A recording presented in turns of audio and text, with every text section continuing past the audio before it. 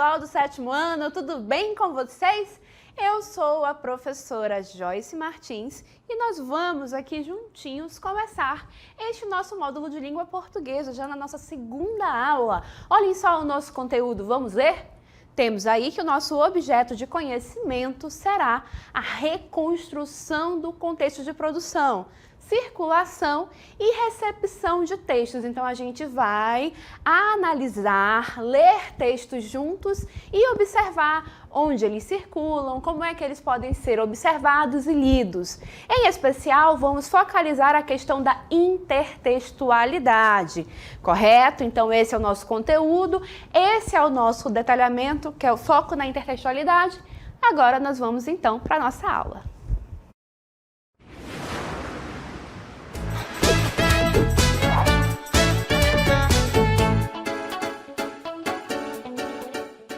Então, pessoal, para que nós falemos de intertextualidade, nós vamos começar então pensando no seguinte: os textos se interrelacionam.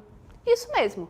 Na primeira aula, a gente aprendeu sobre a função textual dos textos, sobre a questão das estruturas e aprendemos também que os textos existem aí para que nós possamos interagir socialmente. Então, vamos começar a pensar no seguinte: tem texto em todos os lugares da nossa vida.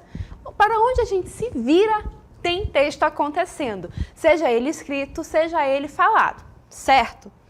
Então, se existe texto em todos os lugares da nossa vida, então os textos também se relacionam, isso mesmo. E essa inter-relação pode acontecer de algumas formas interessantes. E para a gente observar isso, convido vocês para analisarem um quadro junto comigo. Vamos então observar esse primeiro quadro? Olhem só, esse quadro aqui é um quadro bastante famoso, é um quadro clássico. Esse quadro se chama A Última Ceia e foi pintado pelo Leonardo da Vinci. E a ideia deles era justamente representar a passagem bíblica, relacionada à Última Ceia de Jesus Cristo, correto? Então, já nessa primeira observação, a gente pode dizer que esse quadro, esta pintura, é um texto que se relaciona com a passagem bíblica, correto? Porque está aí abordando o mesmo tema e está buscando trazer a passagem bíblica para um texto imagético. Aqui não há imagens, aliás, não há texto escrito, apenas imagem. Mas a gente observa, então, que claramente ele busca recriar nessa pintura a passagem bíblica, certo? Esse quadro é bem famoso, bastante conhecido. Quando eu era criança, eu me recordo que chegava na casa das pessoas, dos amigos e tudo mais, e sempre tinha esse quadro aqui na parede de alguém. Era bem difundido. Agora, olhem só este outro quadro que a gente vai mostrar para vocês agora. Vamos lá, então, para o próximo quadro? Ah, olhem aqui. Aqui do meu lado, a gente tem uma recriação. Este outro quadro aqui se chama a Santa Aula, olhem só, a Santa Aula, é isso mesmo. Notem que existe uma forma como essas pessoas estão posicionadas. Elas estão posicionadas em situações bem parecidas com a desse quadro clássico, não é? Há uma mesa grande também e um cenário parecido. Mas essas pessoas aqui, elas estão com livros, computadores, com um uniforme parecido com o meu. Eles são professores aqui do mediado e eles estão ali falando de aula e não de uma ceia. Concordam comigo que nessa imagem aqui tentou-se recriar alguns pontos, alguns traços dessa tela tão clássica e tão conhecida? Certamente, Quem criou essa imagem aqui não fez à toa. Ele buscou claramente recriar alguns pontos, criar uma nova ideia, mas propositalmente fazendo referência ao quadro clássico que é esse da Santa Ceia. Certo, gente? Então, podemos dizer que temos uma relação entre esses dois textos? Certamente, o segundo texto, que é mais novo, mais atual, claramente busca fazer uma relação, uma referência a esse outro texto aqui, que é um texto mais clássico, mais antigo, bem mais antigo e muito conhecido. Ao fazer essa relação aqui, O novo texto também quer trazer isso, quer mostrar essa carga de sentidos, quer recuperar isso e trazer para a significação do texto atual. O nome disso, gente, é intertextualidade. Então, é esse o nosso conceito de hoje. Vamos verificar na cartela? Olhem só, o que é a tal da intertextualidade? É o diálogo entre textos. E nesse diálogo, notem, né, esse processo de referenciação. Ocorre quando um faz referência ao outro. A gente acabou de ver isso, não é mesmo? O texto mais atual, né, a Santa Aula, fazendo aí referência a um texto mais antigo, que é, né, esse texto clássico, esse quadro clássico do nosso Leonardo da Vinci, ok? E essa referência pode acontecer por meio de diferentes situações, diferentes aspectos, como, por exemplo, o tema dos textos, personagens característicos bastante famosos, o espaço que é recriado ali pode ser um item de intertextualidade, espaços, lugares, construções frasais, enfim, alguma característica marcante de um texto acaba sendo retomada por outro texto, tá bom? No caso dos nossos exemplos, era a própria ambientação ali das personagens, a maneira como eles estavam posicionados e assim por diante, de modo a fazer clara referência ao outro. Então, volta aqui com a professora rapidinho. Intertextualidade é o quê? O diálogo entre o texto, entre um texto e outro, correto? E esse diálogo pode se dar em diferentes aspectos. O tema, personagens, o espaço, frases e assim por diante. Ok até aqui? Mas, professora, só tem intertextualidade em imagens? Não. A gente mostrou para vocês na imagem porque fica bem visual. Agora, vamos observar textos que trabalham com esse processo de intertextualidade. Para começar, eu vou trazer para vocês um trecho de um poema de Fernando Pessoa. Esse trecho de poema é do poema Mar Português. Vou ler para vocês agora, tá bom? Valeu a pena? Tudo vale a pena se a alma não é pequena. Quem quer passar além do bojador, tem que passar além da dor. Deus ao mar o perigo e o abismo deu, mas nele é que espelhou o céu. Então, nesse trecho de poema, mantém no poema ainda, por favor, obrigada, a gente tem justamente uma parte de um poema de Fernando Pessoa que fala ali da questão de buscar superar desafios para poder alcançar uma glória maior, né? Então, quem quer passar além do Bojador, Bojador era uma região das navegações que era difícil de passar, tá bom? Tem que passar além da dor, ou seja, tem que ir além, tem que suportar mais que os outros. E nesse trecho de poema a gente vê essa frase que é bem conhecida, muita gente até cita sem saber exatamente de onde vem, né? Tudo vale a pena se a alma não é pequena. Essa frase tão famosa vem desse poema Mar Português. E de tão famosa e tão repetida que essa frase é, volta aqui com a professora rapidinho, ela acabou sendo utilizada para compor uma música mais contemporânea, bem atual. E essa frase é repetida de maneira bem, vamos dizer assim, bem repetitiva no refrão dessa música, que é bem atual. Então vamos observar agora a música. Pode passar na cartela, por favor? Essa música é Tudo Vale a Pena. E é uma música de Maurício Bressan. Ela é num estilo hip hop, tá bom? E esse é o refrão que está aí. Tudo vale a pena, sua alma não é pequena. Tudo vale a pena, sua alma não é pequena. E aí ele repete por 4 vezes essa frase. Nota que ele fez uma pequena modificação, correto?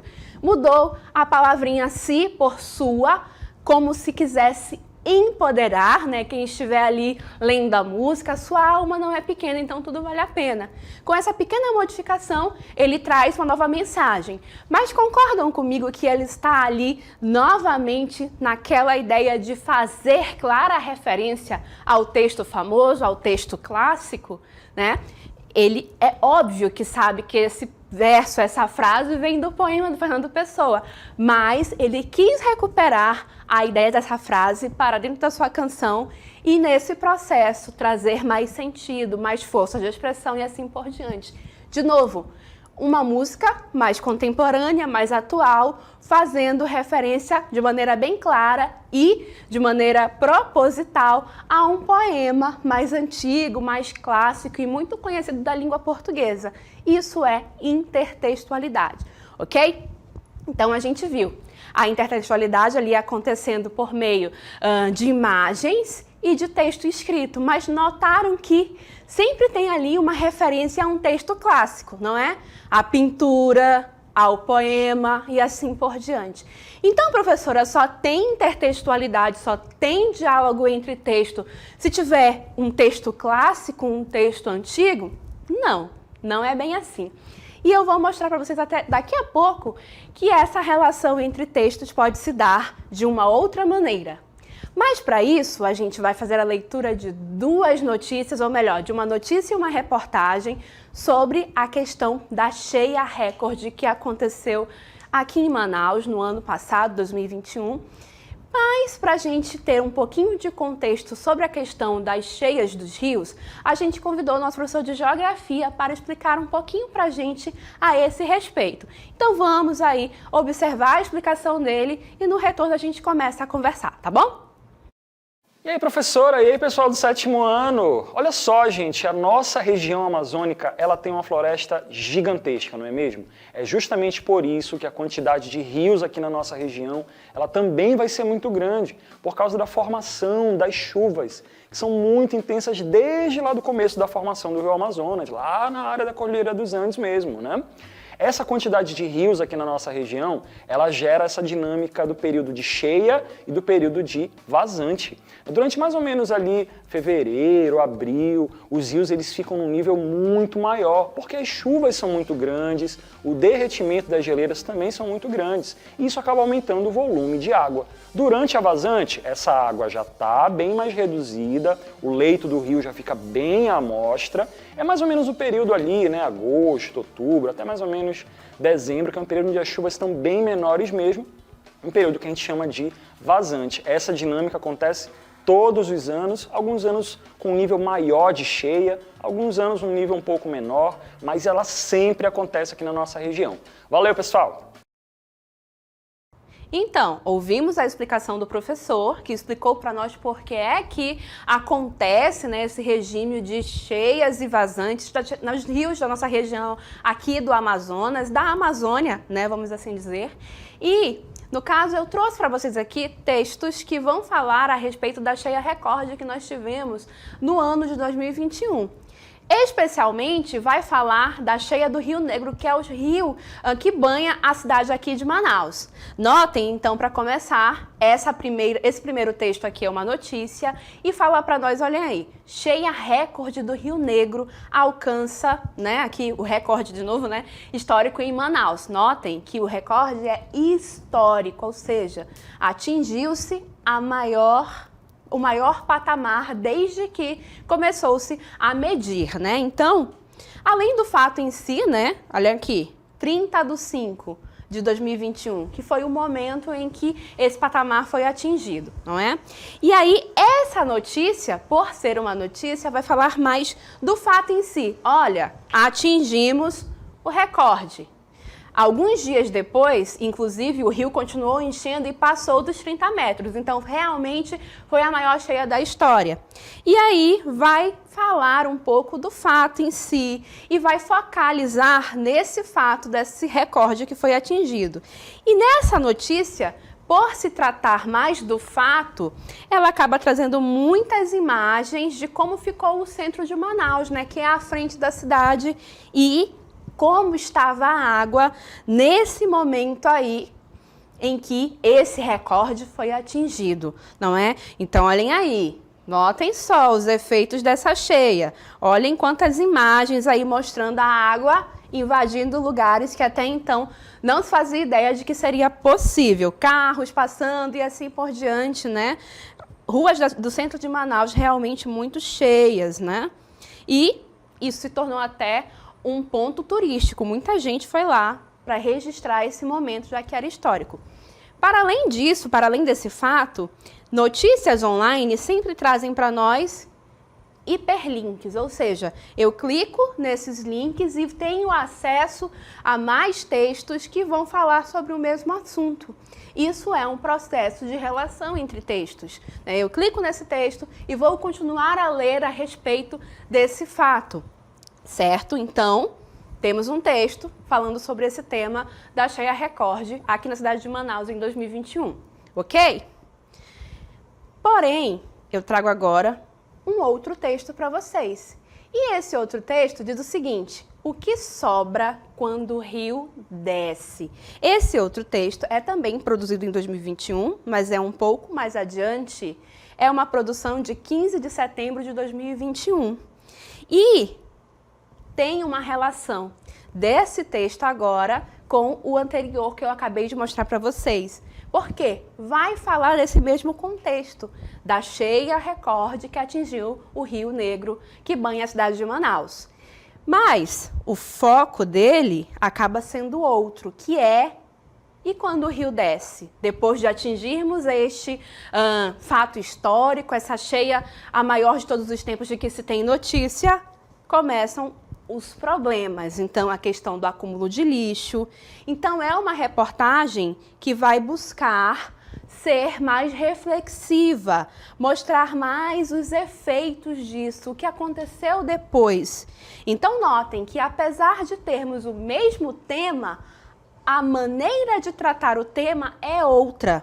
Temos as imagens, mas as imagens não vão ser mais sobre a questão do fato em si. Tem o fato, tem o rio, mas é o que vem depois. Vou aqui mostrar para vocês outra imagem. Por exemplo, como é feito. Muitas das famílias que moram na região da orla da cidade de Manaus foram afetadas, tiveram os seus bens materiais aí afetados pelo nível da água, né? Então, prejuízos foram acumulados, o lixo acumulado na cidade e assim por diante, né? A moradia das pessoas ficou comprometida e assim por diante, correto? Então, a abordagem desse texto é outra. Olhem aqui, uma outra imagem que busca retratar isso. Porém, assim como no anterior, ao finalizar a leitura do texto, eu tenho hiperlinks, ou seja, eu vou ter a possibilidade de clicar em um outro texto que continua a falar sobre o mesmo tema e vai ampliando a minha leitura, o meu conhecimento, a minha visão sobre o tema. Então, novamente, eu tenho um processo de relação entre os textos, correto? E a gente observou que tanto essa reportagem quanto esta notícia se relacionam. É uma relação que ocorre através do tema. Cada uma com a sua abordagem vão tocar no mesmo tema, que foi a questão da Cheia Record de 2021. E aí eu pergunto de vocês, isso é um processo de intertextualidade? Sim, isso é um processo de intertextualidade, porque a gente tem que lembrar que a intertextualidade é uma relação entre textos, seja uma relação temática ou seja uma relação de características específicas, ok? Então, depois que a gente abordou esses dois textos, a gente tem uma tabelinha, um quadro que mostra para nós de maneira resumida tudo isso que a gente viu aqui nesses dois textos. Olhem só na próxima cartela. Então, texto 1, vamos considerar como texto 1 a notícia, tá bom? E o texto 2 é justamente a reportagem, o segundo texto, tá bom? Qual é a temática que os dois abordam? Justamente a Cheia Record do Rio Negro, ok? E onde e quando esse fato aconteceu? O fato em si, né, de atingir o maior patamar, ocorreu no dia 30/5 de 2021, aqui na cidade de Manaus. Porém, os textos, ao comentar esse fato, foram redigidos e publicados em momentos diferentes, tá bom? Então, o nosso segundo tratamento aí textual diz respeito justamente a onde e quando o texto foi publicado. Então, o primeiro texto, que é a notícia, foi publicado na página de notícias online G1AM, no dia 30/5, ou seja, no dia do fato ocorrido em si, e isso tem uma razão de ser. Por quê? Porque ele é uma notícia, e notícias buscam abordar os fatos que acabaram de acontecer. É uma maneira direta e bem factual. Aconteceu um fato importante, acabou de acontecer. Quanto mais rápido eu publicar algo, melhor. O meu texto vai ser o mais recente sobre o assunto, o mais atualizado. Eu tenho que estar ali sempre em cima do fato, sempre em cima da notícia, ok? Já o segundo texto é uma reportagem. E textos de reportagem são textos que vão abordar as temáticas de uma maneira mais reflexiva, mais investigativa, que vão buscar trazer reflexões sobre o tema, que não necessariamente buscam fatos recentemente acontecidos. Não, ela vai buscar comentar questões que ocorrem no cotidiano.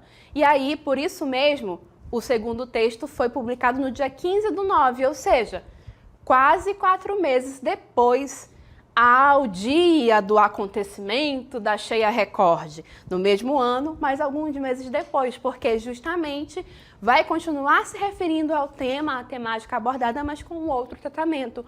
O tratamento justamente dessa questão de refletir sobre os problemas que virão após isso, correto? Seguindo com as análises, olhem aí, vamos avançar. Há imagens, o que elas mostram?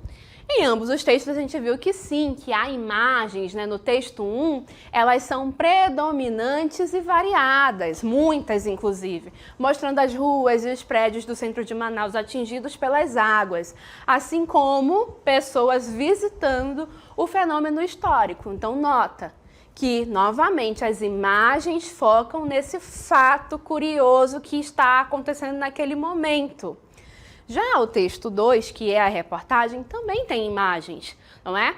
E elas aparecem numa quantidade menor. Vocês viram que tem mais texto escrito e menos imagens, né? E elas já vão mostrar um outro aspecto, a presença do lixo, os prejuízos causados, né, por esse fato que aconteceu, né? Justamente por quê?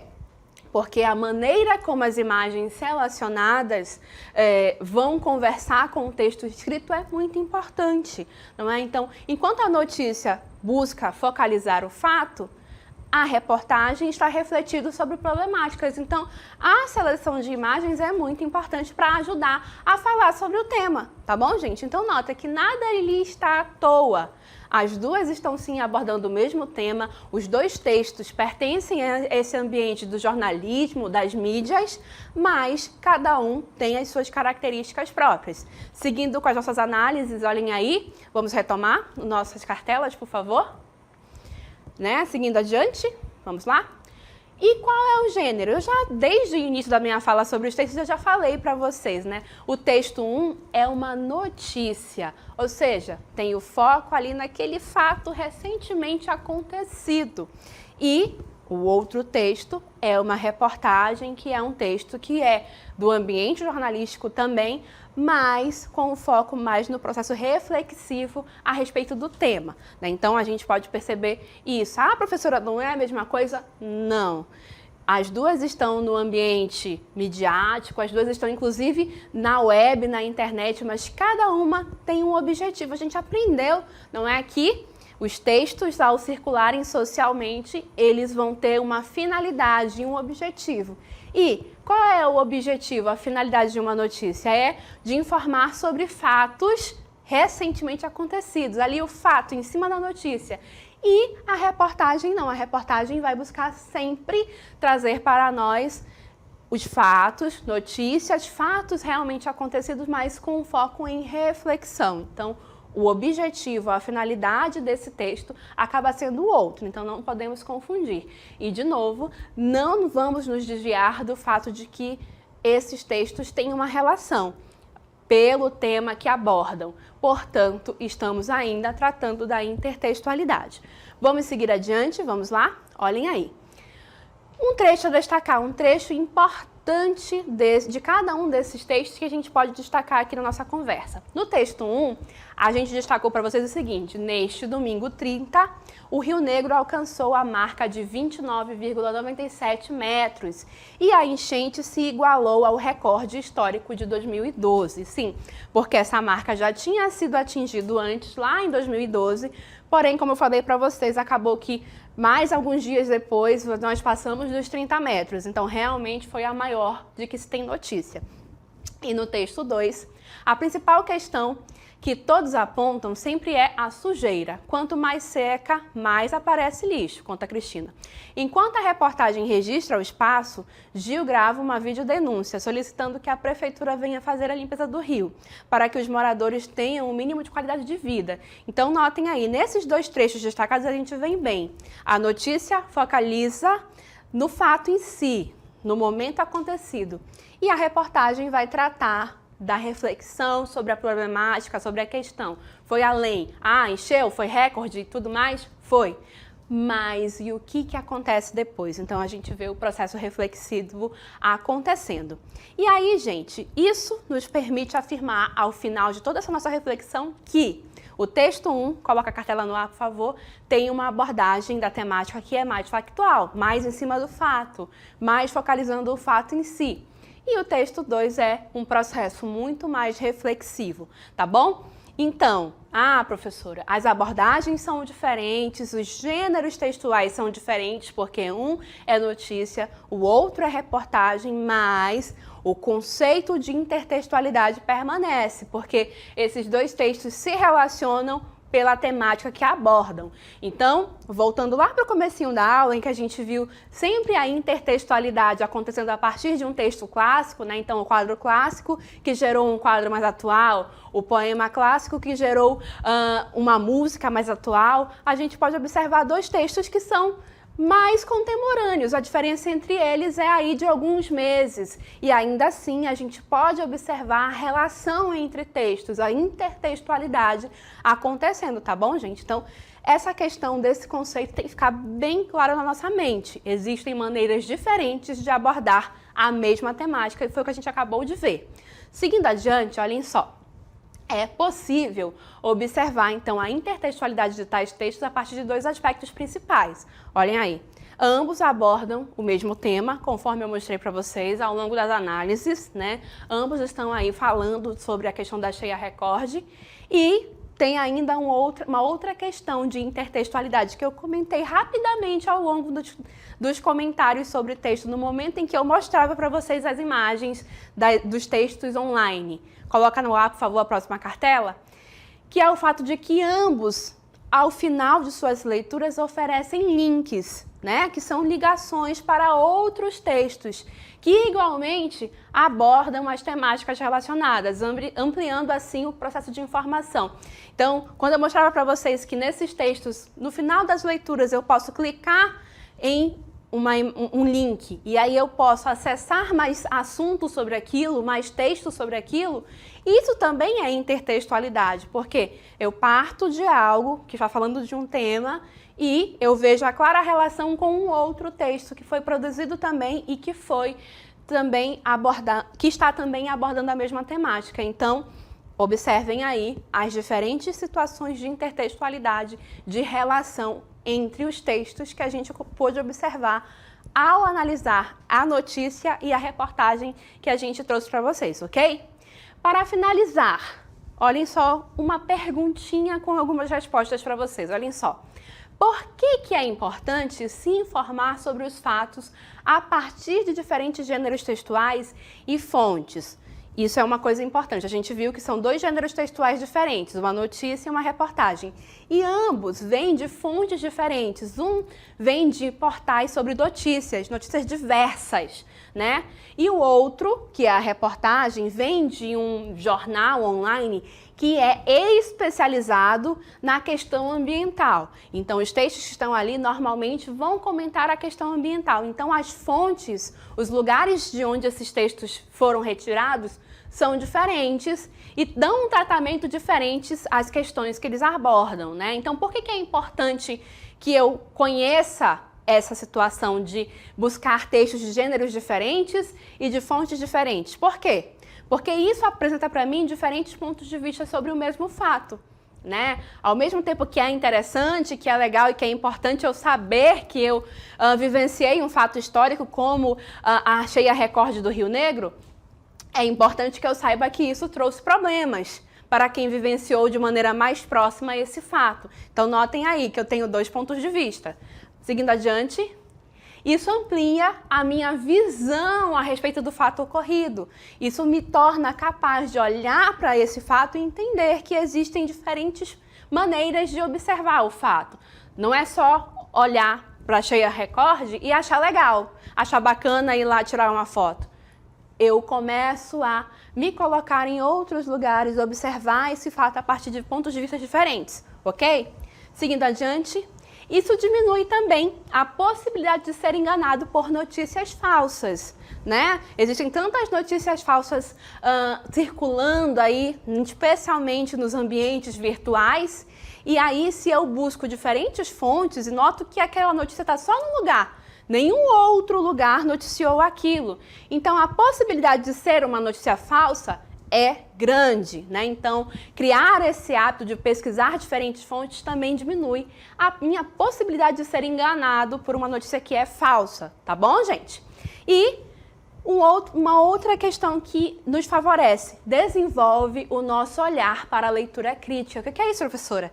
Ora, me permite a ir tendo muita leitura, muito conhecimento sobre fatos diferentes e sobre as diferentes abordagens. Me permite olhar para a fonte de onde o texto saiu e pensar, essa fonte aqui trata os fatos de uma maneira, essa outra fonte aqui trata os fatos de outra maneira. Então notem que é importante que eu reconheça que a intertextualidade existe, que os textos se relacionam entre si pelas temáticas e que essa temática pode sofrer diferentes abordagens e que eu, aqui no 7º ano, já posso começar justamente a abrir o meu olhar sobre essa questão. Tá bom, gente? Então essa foi a nossa aula sobre a intertextualidade e as diferentes relações sobre os textos, ok?